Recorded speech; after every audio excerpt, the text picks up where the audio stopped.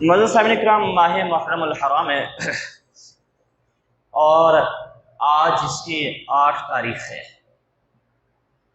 اور یہ ماہ محرم الحرام اسلامی سال کا پہلا مہینہ بھی ہے۔ اور یہ جب ماہ مبارک آتا ہے، ماہ محرم الحرام، تو اس میں شہادت عظمیٰ کی یاد تازہ ہو جاتی ہے۔ نبی کے گھرانے نے، سیدنا امام حسین رضی اللہ تعالیٰ عنہ نواسہ رسول نے اور آپ کے رفقاء نے جس طریقے سے دین متین کی سربلندی کے لیے اور اس دین کی بقا کے لیے اپنی جانوں کا نذرانہ پیش کیا، اور جس عزم کے ساتھ انہوں نے حق کو بلند رکھا، حق کی سربلندی کے لیے ہر مشکل کو اور ہر تکلیف کو برداشت کیا، یہ ماہ محرم ان کی یاد کو تازہ کرتا ہے اور ان کی قربانی کو ہمارے سامنے دوبارہ لا کر کھڑا کر دیتا ہے۔ تاریخ کے اوراق کی جب آپ ان پر نظر ڈالیں اور ان کو پڑھیں، اس قصے کو اور آپ کی قربانیوں کو، آپ کے خاندان گھر والوں کی قربانیوں کو اور آپ کے رفقاء کی قربانیوں کو جب بندہ پڑھے نا، تو ایسا محسوس ہوتا ہے کہ 14 سال گزرے نہیں ہیں، یہ تو کل کی بات ہے کہ امام حسین نے سر دیا اپنے بچوں کو اور اپنے رفقاء کو اس اسلام کے پرچم کی سربلندی کے لیے انہوں نے راہ حق میں قربان کر دیا۔ آپ یہ یاد رکھیں کہ اللہ رب العالمین نے قرآن مجید کے اندر ارشاد فرمایا کہ وَلَنَبْلُوَنَّكُمْ بِشَيْءٍ مِّنَ الْخَوْفِ وَالْجُوعِ، کہ ہم تمہیں آزمائیں گے۔ اللہ کی آزمائش بندے کے اوپر ہے، وَلَنَبْلُوَنَّكُمْ بِشَيْءٍ مِّنَ الْخَوْفِ، کہ ہم تمہیں ضرور آزمائیں گے، کبھی خوف سے، من الجوع، کبھی بھوک سے، وَنَقْصٍ مِّنَ الْأَمْوَالِ وَالْأَنفُسِ وَالثَّمَرَاتِ، فرمایا کہ کبھی مالوں کی کمی سے تمہیں آزمائیں گے، وَالْأَنفُسِ وَالثَّمَرَاتِ، اور کبھی تمہاری جانوں کے معاملے میں تمہیں کیا کریں گے؟ آزمائیں گے، وَالثَّمَرَاتِ، اور کبھی پھلوں کے معاملے میں تمہیں کیا کریں گے؟ آزمائیں گے۔ اللہ تبارک و تعالیٰ نے آزمائش بندے کے اوپر رکھی ہے، اور آگے رب العالمین نے کامیاب بندوں کا ذکر بھی فرما دیا کہ جب ہم کسی کو آزمائیں، آزمائش کے اندر مبتلا کریں، تو وہ آزمائش جانی ہو، مالی ہو، یا بندے کی بھوک کے ساتھ ہو، یا کسی بھی اور چیز کے ساتھ بندے کی آزمائش ہو، تو لیکن بندہ کامیاب وہی ہوگا صابرین، جس نے صبر کے دامن کو تھامے رکھا ہے۔ وَبَشِّرِ الصَّابِرِينَ، رب نے فرمایا کہ پھر ایسے بندوں کو اللہ تبارک و تعالیٰ کیا کرے گا؟ خوشخبری عطا کرے گا۔ اور دوسری آیت کریمہ میں فرمایا انما یرید اللہ لیذھب عنکم الرجس اہل البیت ویطہرکم تطہیرا، اللہ تبارک و تعالیٰ ارادہ فرماتا ہے، اللہ کی رضا ہے، منشا ہے، لیذھبکم عنکم الرجس، کہ تمہیں ستھرا کر دے، تمہیں پاک کر دے، کہ گندگی کو تم سے کیا کر دے؟ دور کر دے، لیذھب عنکم الرجس، دور کر دے تم سے گندگی کو، ویطہرکم تطہیرا، اور تمہیں پاکیزہ کر دے، طیب کر دے، طاہر کر دے تمہیں۔ یہ رب العالمین کی کیا ہے؟ منشا رضا ہے۔ 10 محرم الحرام کا جو مارکہ کرب و بلا ہے، وہ حق اور باطل کی جنگ ہے۔ حق اور باطل کی کیا ہے؟ جنگ ہے، حق اور باطل کا مارکہ ہے۔ اور امام حسین رضی اللہ تعالی عنہ نے اس دن استقامت کا مظاہرہ کر کے حق کے ساتھ دینے والوں کی حوصلہ افزائی کی ہے۔ اس دن امام حسین رضی اللہ تعالیٰ عنہ نے بیعت نہ کر کے یزید کی یہ بتایا ہے کہ لوگوں، حق کی خاطر اگر جان تمہیں اپنی کیا گھر والوں کی بھی دینا پڑ جائے تو حق کی خاطر جان دے دینا، لیکن نہ حق کا ساتھ کبھی بھی، باطل کا ساتھ کبھی بھی نہیں دینا۔ ان کا ایک ہی مطالبہ تھا نا، بیعت کر لیں ہر چیز ملے گی، بیعت کر لیں۔ اور بیعت کا مطلب کیا ہوتا تھا؟ یہ بھی سماعت کر لیں، بیعت کرنا تھا نا، اس کا مطلب کیا ہوتا تھا؟ بیعت کا مطلب خالی ہاتھوں میں ہاتھ دینا نہیں ہوتا تھا کہ ہاتھوں میں ہاتھ دیا بیعت ہو گئی، نہ، باعث کا مطلب ہوتا تھا کہ باعث کا مطلب ہے کہ میں نے اگر یزید کے ہاتھوں میں ہاتھ دیا تو میں قسم اٹھاتا ہوں کہ یزید کی پیروی کروں گا، یزید کا حکم مانوں گا۔ یہ باعث کا مطلب ہوتا ہے کہ کسی کے ساتھ کسی کی بیعت کرنا، اس کا مطلب ہوتا ہے کہ وہ جو حکم مجھے دے گا اس حکم کی کیا کروں گا؟ تابعداری کروں گا، فرما برداری کروں گا۔ یہ باعث تھی۔ ویسے تو مارکہ جو کرب و بلا ہے، اس کی جو تاریخ ہے، اس کو پڑھیں یا اس کو سنائیں تو اس لیے بڑا وقت درکار ہے۔ بڑا وقت کیا ہے؟ درکار ہے۔ کیوں ہوا، یہ کس طریقے سے کیا کیا معاملات پیش ہے، تو اس کے لیے بڑا وقت درکار ہوتا ہے۔ تو کوشش کریں گے آپ کو کچھ آگاہی دیں کہ یہ کرب و بلا، یہ مارکہ حق و باطل اس کو کہیں، تو یہ کیوں ہوا؟ حضرت امام حسین رضی اللہ تعالیٰ عنہ نے اپنے گھر والوں کو قربان کروا دیا، اور اپنے آپ کے رفقا جو آپ کے ساتھ گئے تھے، یعنی 72 کی تعداد کے اندر آتا ہے، 72 72 تھے۔ اور ادھر کتنے تھے جو یزید نے لشکر بھیجا؟ عبید اللہ بن زیاد کے ذریعے سے اس کی تعداد تھی 22,000۔ تو ہزاروں کی تعداد کے اندر یہ لشکر تھا اور 72 یہ تھے۔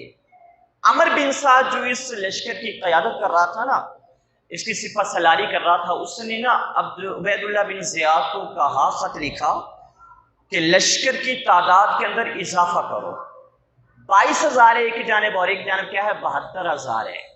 تو 22,000 اور 72,000 کا کوئی کمپیریزن ہے؟ بظاہر دیکھیں تو نہیں، کوئی مقابلہ ہے نہیں۔ لیکن اس کے باوجود جو 22,000 والے تھے نا، اس کا جو سپہ سالار تھا، اس نے کہا کہ اور لشکر بھیج دے۔ عبید اللہ بن زیاد نے اس سے کہا کہ تو پاگل تو نہیں ہو گیا، وہ تو 72 ہے صرف، اور تو 22,000 کا لشکر لے کے جا رہا ہے، اور پھر بھی کہہ رہا ہے کہ لشکر میں کیا کر دو؟ اضافہ کر دو۔ تو اس نے کہا عمر بن سعد نے کہ تمہیں پتہ نہیں ہے یہ آل رسول ہے، یہ مصطفیٰ کا گھرانہ ہے، یہ نبی کریم علیہ السلام کا گھرانہ ہے، اور اس کا ایک ایک فرد ایک ایک ہزار بندے سے لڑنے کی طاقت رکھتا ہے۔ ایک ایک فرد ایک ایک ہزار بندے سے لڑنے کی طاقت رکھتا ہے۔ ہزاروں میں 72 تن تھے تسلیم و رضا والے، ہزاروں میں 72 تن تھے تسلیم و رضا والے۔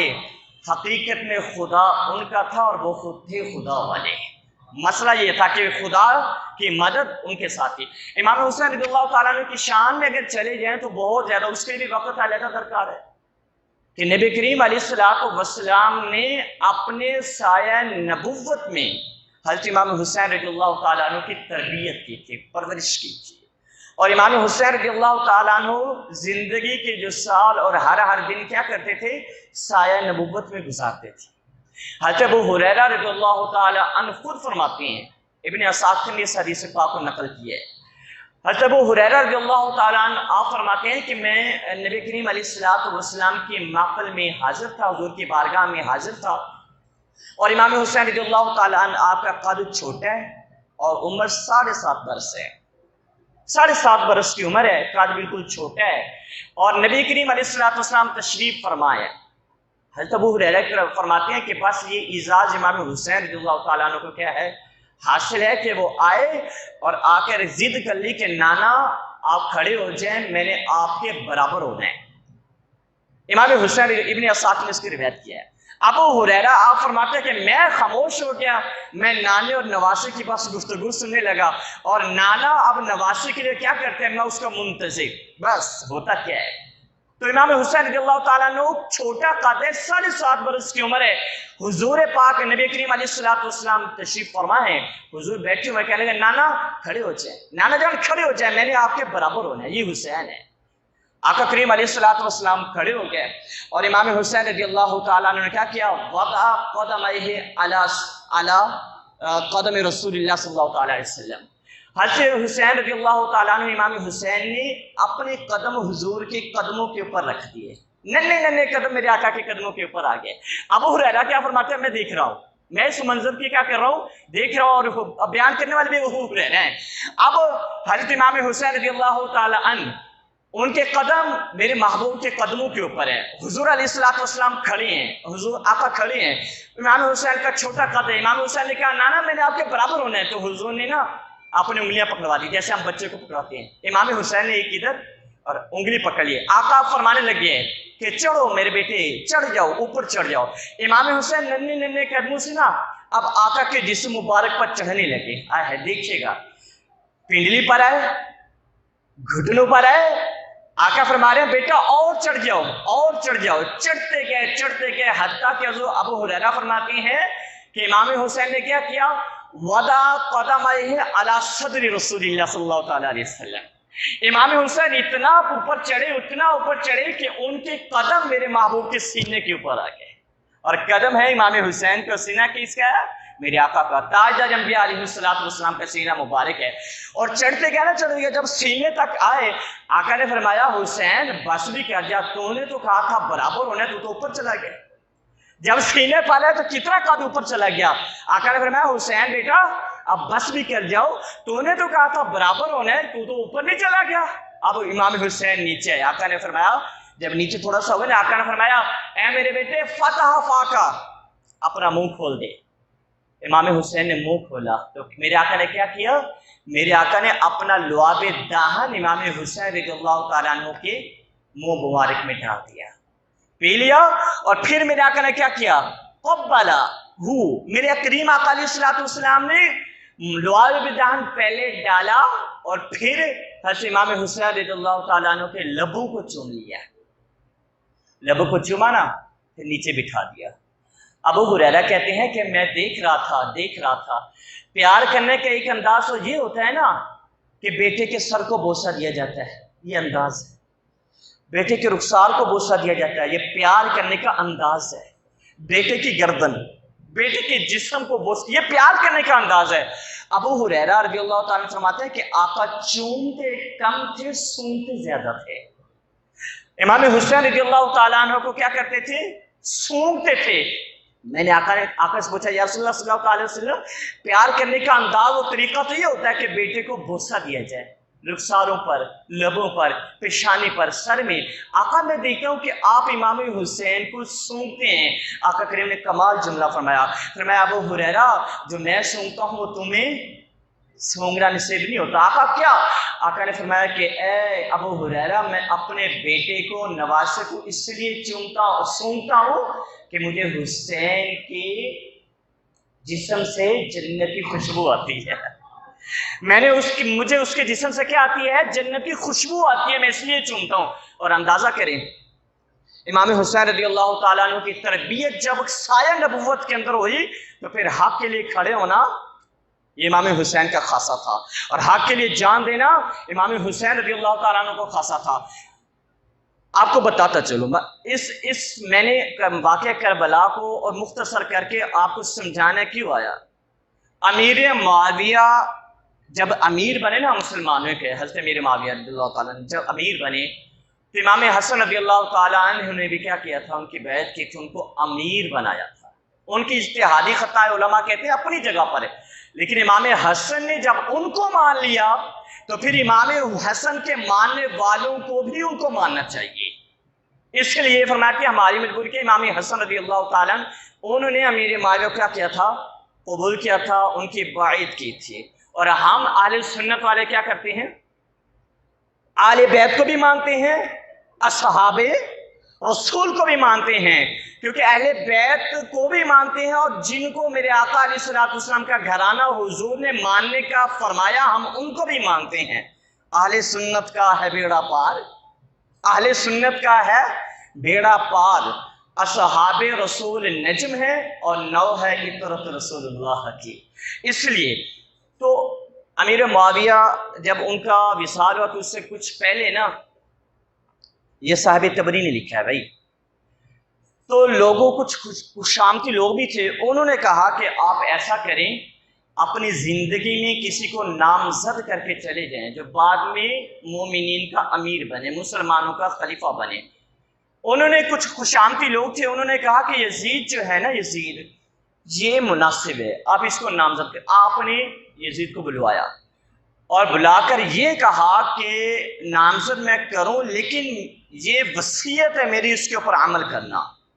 3 بندے ہیں، اگر تیری بیعت کے حق میں ہوں تو بن جانا امیر، اگر یہ بیعت تیری نہ کریں تو چپ کر کے اپنے گھر میں بیٹھ جانا. بس یہ امیر معاویہ نے یزید کو فرمایا.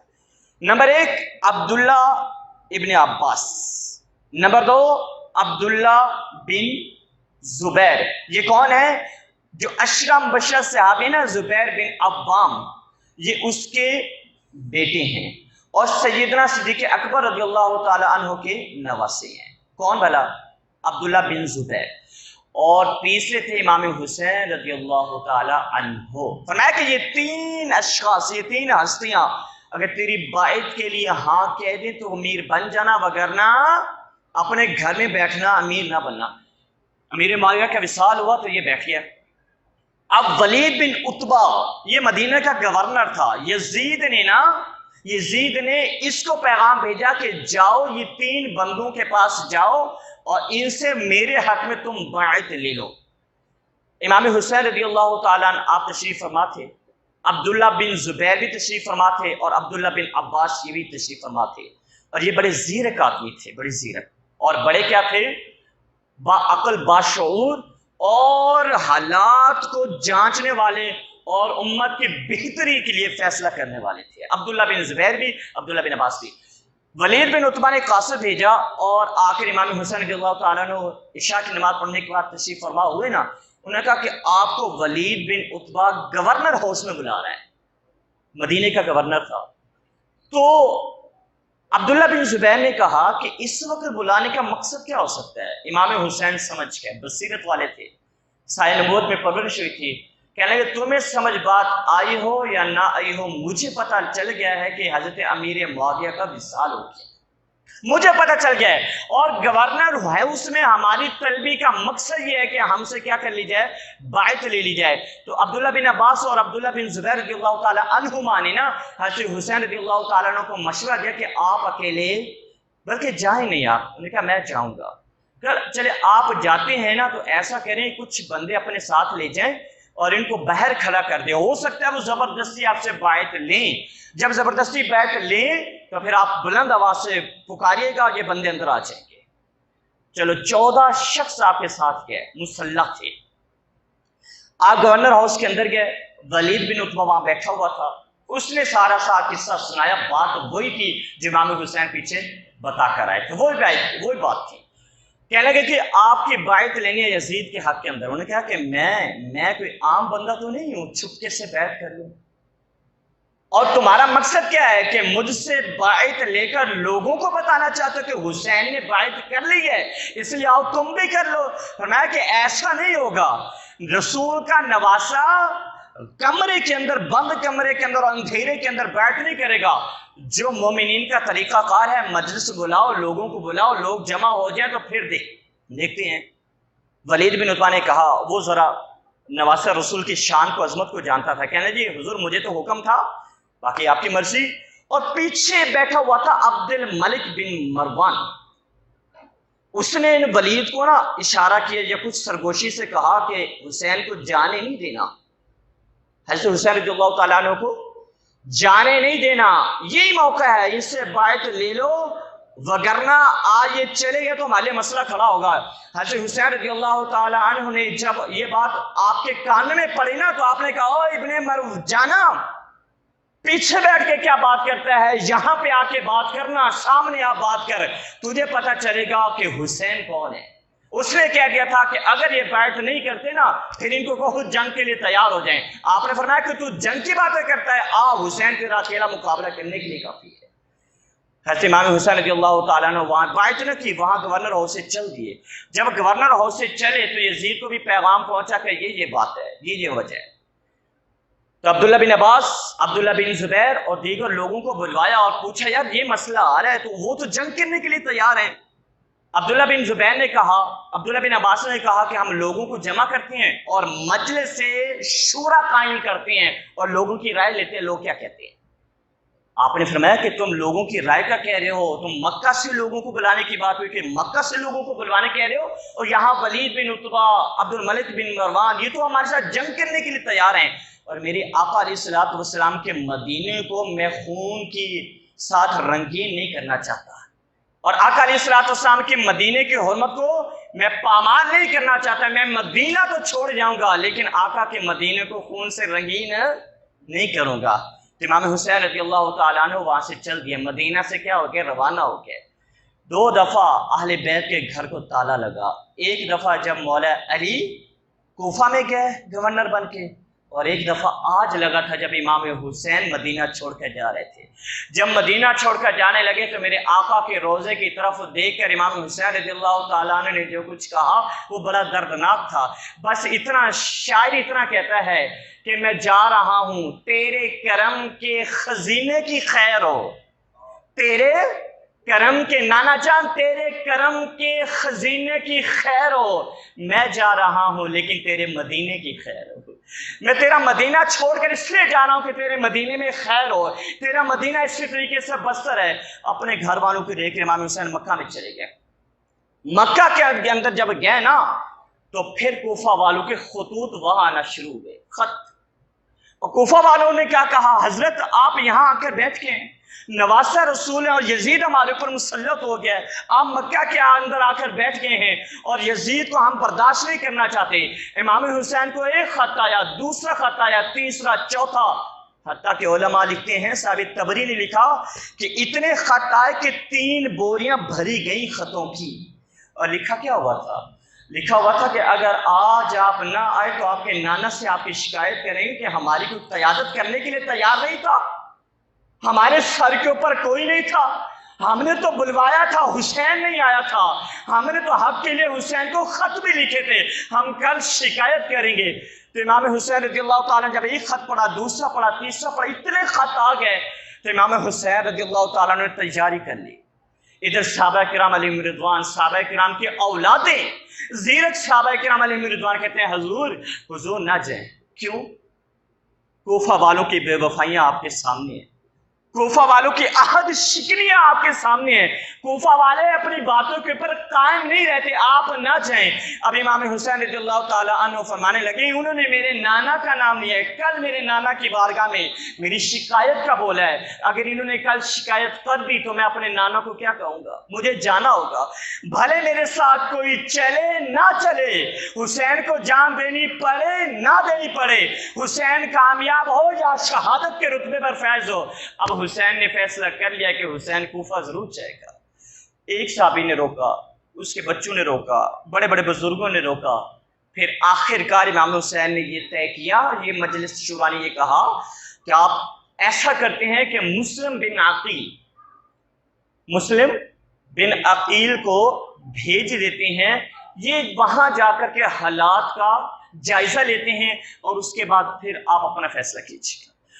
मुस्लिम बिन अकील तय हुआ कि मुस्लिम बिन अकील पहले जगह, इसमें बड़ी तफसील है कि वो खुद गए, अपने 2 बच्चों और बच्चों की जो शहादत का मामला है, मुस्लिम बिन अकील के बच्चों को किस तरीके से शहीद किया, वो भी बड़ा दर्दनाक है, वो इंशाल्लाह फिर टाइम हो तो बताऊंगा आपको।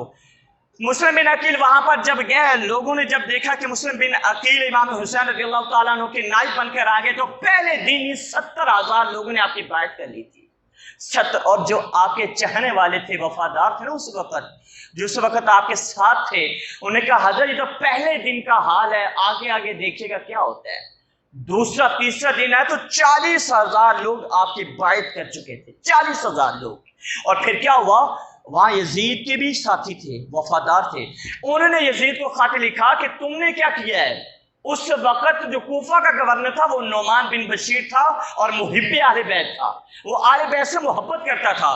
नोमान बिन बशीर के खिलाफ वहां यजीदियों के वफादारियों ने, यजीद के वफादारों ने वहां खत लिखा कि नोमान बिन बशीर को आपने तो बनाकर भेज दिया है ना, लेकिन यहाँ मुस्लिम बिन अकील की मोहब्बत और लोगों की उल्फत उसके साथ ही आलम है कि 40,000 लोग आपकी बैत कर चुके हैं। अगर एक आध दिन मुस्लिम बिन अकील और रहा तो फिर नोमान बिन बशीर को गवर्नर के ओहदे से हटाकर गवर्नर हाउस खाली करके मुस्लिम बिन अकील वहां बैठ जाएगा, लिहाजा ज्यादा जल्दी कुछ कर। یزید کو جب یہ خط ملا نا تو تھا تو بڑا شاطر چلاک تھا، اس نے راتوں رات عبید اللہ بن زیاد، ابن زیاد جس کو کہا جاتا ہے، اس کو نا بھیجا، اور وہ رات کو جبہ پہنا، اس نے دستار لی، ایک اوپر چادر لی، اور رات کے اندھیرے کے اندر گھوڑے پر سوار ہو کر نا کوفہ کے اندر آ گیا۔ اب لوگ نعرے لگانے لگے، نعرہ تکبیر اللہ اکبر، نعرہ تکبیر اللہ، نعرے لگنے لگے کہ امام حسین رضی اللہ تعالیٰ عنہ آگے۔ اب دیکھا تو کسی نے نہیں تھا کہ آیا کون ہے، آیا تو عبید اللہ بن زیاد تھا۔ وہ چپکے سے گیا اور اس نے گورنر ہاؤس میں ڈیرے لگا دیا۔ سب سے پہلا کام جو اس نے کیا نا، کوفہ کے گورنر نعمان بن بشیر کو معزول کر دیا اور خود بیٹھ گیا۔ اب اس کی چالاکی اور چال بازی دیکھے کیا تھی، اس نے رات کے اندھیرے کے اندر محلے کے جو چودھری ہوتی ہیں، جو سرکردہ لوگ تھے نا، بڑے بڑے چودھریوں کو، نمبرداروں کو، جس طریقے سے ہوتا ہے، بڑے بڑے لوگوں کو جمع کر لیا۔ رات کو جمع کر کے ان کو کہنے لگا کہ صبح تک اگر تم نے حالات میرے حق میں نہ کیے تو یاد رکھنا تیرا وہ کام نہیں ہے، وہ کام نہیں ہوگا، تیرا وہ کام نہیں ہے، وہ کام میں کرنے نہیں دوں گا۔